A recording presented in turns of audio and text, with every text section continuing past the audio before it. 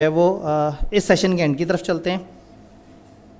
आप देखें छोटे छोटे से सवाल हैं, कोई वो नहीं है, लॉजिकल सवाल यहाँ नहीं है। लॉजिकल सवाल कॉन्ट्रैक्ट एक्ट और पार्टनरशिप एक्ट में बेतहाशा में नजर आए थे। How is law promulgated? जब नेशनल असेंबली सेशन में ना हो तो फिर लॉ कैसे बनता है?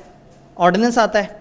और क्या ये डिफरेंट होता है एक्ट ऑफ पार्लियामेंट से? आप कहें सेम होता है, बस 120 दिन की लाइफ होती है। सिविल और क्रिमिनल लॉ के फ़र्क बताएं, दो एग्जांपल्स के साथ बता देंगे। स्टैचू और ऑर्डिनेंस में क्या फ़र्क है? स्टैचू किसी भी लॉ को कहते हैं, ऑर्डिनेंस प्रेसिडेंट वाले लॉ है। और 4 पर्पसेस बताएं एक्ट ऑफ पार्लियामेंट के। कानून का पर्पज़ आपने बताना है, तो आप कहेंगे लोगों को सुधारता है, गाइड करता है, वगैरह वगैरह। डेलीगेटेड लेजिस्लेशन क्या है? इसके 2 फायदे 2 नुकसानदेह, याद है आपने पढ़ा था। बेसिक्स ऑफ लीगल सिस्टम और मेन सोर्सेज ऑफ लॉ क्या है पाकिस्तान में, तो वो जो प्रेसिडेंट फलाना फलाना हमने सोर्सेज पढ़े थे। लेजिस्लेशन का प्रोसेस बताएं, मनी बिल में अगर नेशनल असेंबली सेशन में तो क्या होगा और सेशन में नहीं है तो क्या होगा? सेशन में नहीं है तो प्रेसिडेंट भाई साहब आ जाएंगे, और सेशन में है तो ये करेंगे। मनी बिल है ना, तो सेनेट बीच में नहीं आएगी। डेलीगेटेड लेजिस्लेशन कैसे होती है और कैसे कंट्रोल होती है? 4 number. Process of legislation money bill में जब नेशनल असेंबली सेशन में हो तो क्या होता है? आप देखिए एक ही तरह के सवाल बार बार रिपीट हो रहे हैं।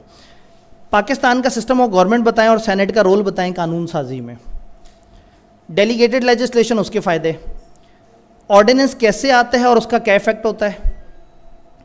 ले जी, वो आ गया आइन वाला हिस्सा। List down the main topic areas covered under following part of constitution Islamic Republic of Pakistan. Part 3 federation of Pakistan में मोटी मोटी क्या डिस्कशन हुई हुई है, और part 6 finance property contracts and suits में क्या डिस्कशन हुई हुई है। तो दे एक्सपेक्ट कि आपने एटलीस्ट इस लेवल पे पढ़ा है कि कुछ ना कुछ लिख सकें।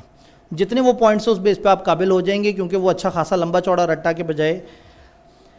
देन लेजिस्लेशन का प्रोसेस बताएं, अगर बिल पास हो गया नेशनल असेंबली में लेकिन सेनेट ने उसे रिजेक्ट कर दिया, दरमियान में आपको लाके छोड़ा और कहा अब आप खुद बताओ क्या होगा।